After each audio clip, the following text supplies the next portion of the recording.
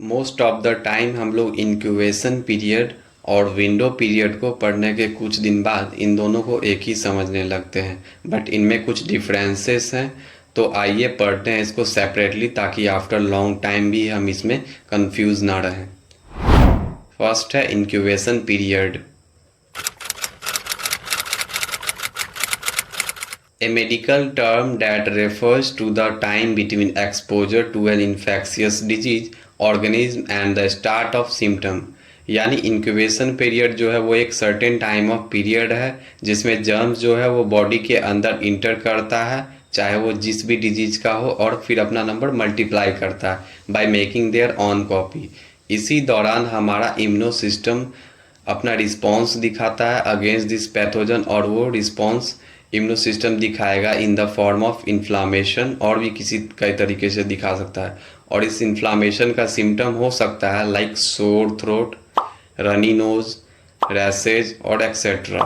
तो बेसिकली हम कह सकते हैं बॉडी में पैथोजन इंटर करने से लेके फर्स्ट सिम्टम दिखने तक में जो टाइम पीरियड लगता है उसको हम इंक्यूबेशन पीरियड कहते हैं, और वो टाइम कुछ दिनों से लेके कुछ महीनों लग सकते हैं। यह डिपेंड करता है which type of disease acquired by persons. Next है विंडो पीरियड।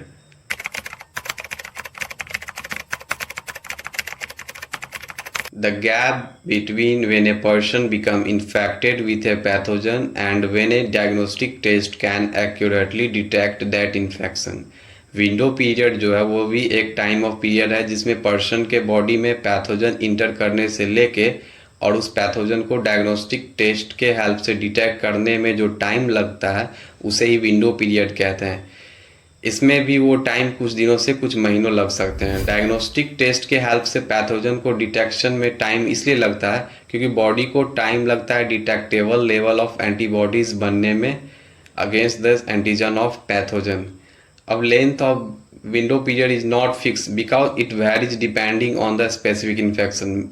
यानी विंडो पीरियड जो है वो फिक्स नहीं है, उसके टाइम वेरीज कर सकते हैं according to the type of pathogen, कि किस डिजीज का पैथोजन है उसके अकॉर्डिंग टाइम उसका डिफरेंट टाइप का हो सकता है।